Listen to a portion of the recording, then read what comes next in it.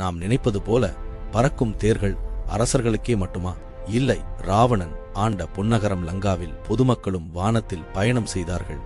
லங்கா என்பது வெறும் அரண்மனைகளின் நகரம் அல்ல. அது மாய தொழில்நுட்பம், வான பாதைகள் மற்றும் ஒழுங்கமைக்கப்பட்ட நகரமைப்பு கொண்ட ஒரு மேம்பட்ட நகரம். நகரின் மேலே தேர்கள் செல்ல தனிவான பாதைகள் இருந்தன.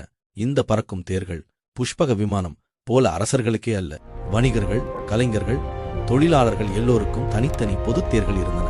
நாளின் குறிப்பிட்ட நேரங்களில் இந்த தேர்கள் நிலையான பாதைகளில் பறந்தன. இந்த தேர்கள் அக்னி சக்தி அல்ல, மந்திர சக்தி அல்ல, மாயா அறிவியல் மூலம் இயங்கின. நகரின் மையத்தில் இருந்த மாயா மண்டபம் இந்த போக்குவரத்தை கட்டுப்படுத்தியது. வானிலேயே நிலையங்கள் இருந்தன. அங்கிருந்து மக்கள் ஏறி இறங்கி நகரின் ஒரு முனையிலிருந்து மற்றொரு முனைக்கு சென்றார்கள். லங்காவின் வான போக்குவரத்து குழப்பமில்லை. ஒவ்வொரு தேருக்கும் வேகம், உயரம், பாதையெல்லாம் முன்கூட்டியே நிர்ணயம். இது ஒரு பழமையான ஸ்மார்ட் சிட்டி. இன்றைய மெட்ரோ, விமானம், ட்ரோன், டாக்ஸி இவையெல்லாம் ராவணன் காலத்தின் மறக்கப்பட்ட நிழல்களா? உண்மை இன்னும் வானத்தில் மறைந்திருக்கிறது.